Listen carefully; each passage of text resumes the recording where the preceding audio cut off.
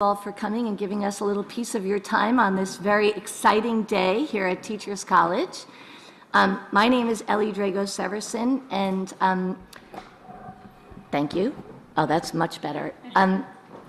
I did have the pleasure and honor of meeting Jack Mesirow once, and I remember sitting down at his kitchen table and him telling me the story of how he developed this theory.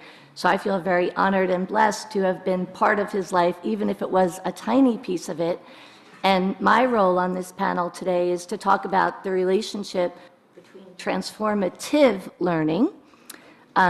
Jack Mesirow is the father of that, and many people, theorists, including Victoria Marsick, Lyle York, Stephen Brookfield, and lots of other people have taken up those reins and extended that theory, which is really basically about the importance of perspective taking and making shifts in our perspective taking.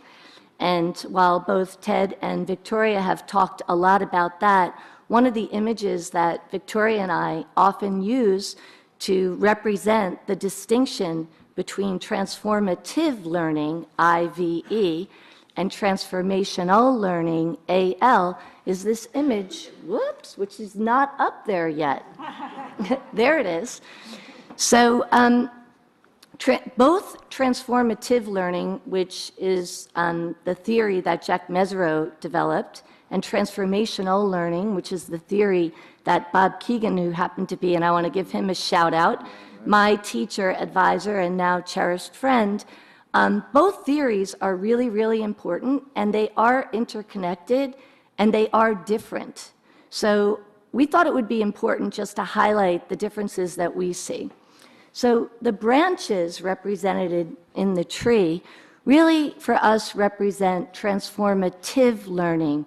Those are important changes, shifts in perspective. They can be aha moments that happen over time that help us to understand the world in very different ways. The other kind of learning that we do in life has to do with more about the roots of the tree, the internal changes that have to do with cognition, affect, or emotion, how we relate to other people and how we relate to ourselves, which we're going to refer to, or I'm going to refer to, as growth, internal capacity building, increases in our cognitive, emotional, person-to-person and self-to-self ways of relating to the world that help us to better manage the complexities of learning, leading, teaching, and living in today's 21st century. All of those adaptive challenges, you know, the new normal and collaboration and teaming, where do we learn to do those things? We really don't unless we come to Teachers College, take classes in those. And yet those place internal demands on us, both implicit and explicit, that for many adults in the United States, both in schools, in for-profits, and other nonprofit organizations, including universities, don't yet have the capacities to meet.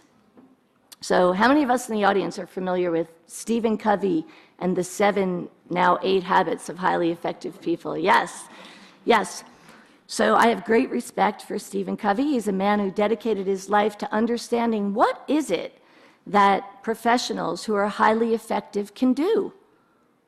What can they demonstrate in their workplace? So, you know, they can do things like begin with the end in mind. They can sharpen the saw, S-A-W. They can engage in conflict. They can take a stand for what they believe in. And those are not necessarily only habits that we develop over time. They're actually internal capacities that most adults in the United States, according to research, don't yet have. So the hopefulness, though, is that we can grow those in ourselves and each other, but the key to this is that we need each other to do that. So how am I doing on time? Good, that's all I need. So transformational learning, getting at the roots, really constructive developmental theory is one theory that consists of a family of theorists that helps us to understand that 3 big principles. One, that we construct our experience moment to moment. We actually put it together in our minds. Two, that with the right kinds of supports and challenges, we can grow and develop over time, but that it's not a one-size-fits-all thing, that adults make meaning with three very different ways of knowing, which I'm going to call instrumental, socializing, and self-authoring. And as you know, just as Jack Mesirow's transformative theory is very complex and we're just giving you a thumbnail sketch, so is constructive developmental theory.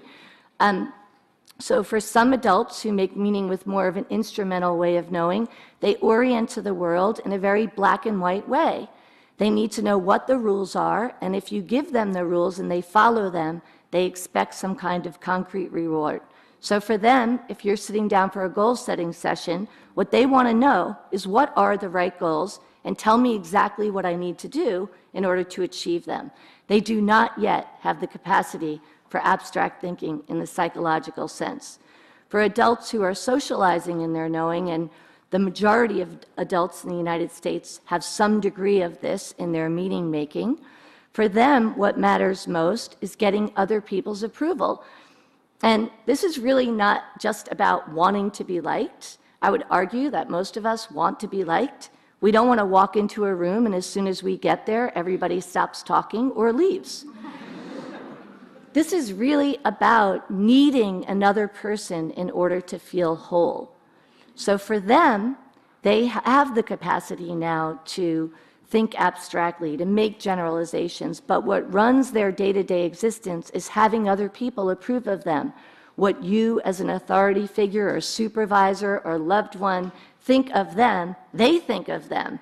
Your judgments and expectations become their own.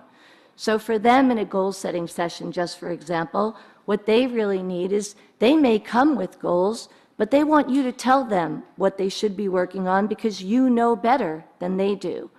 So standing at the edges of their thinking and pushing their growth is really about helping them to look inside themselves for what they believe and to be able to speak it. You know, in today's world, in teams, if we really want to build collaborative cultures and have everybody's opinion matter to the decision-making, people have to feel free and safe to express themselves. That's not something that everyone can do yet. And the third most common way of knowing in adulthood are what I call self-authoring knowers. And those are people who can demonstrate those habits of highly effective people spontaneously. They don't need anyone else to help them do it. For them, they'll come into a goal-setting session with their own goals, and basically what they want to do is talk them over with you. And they want to give you feedback on your goals.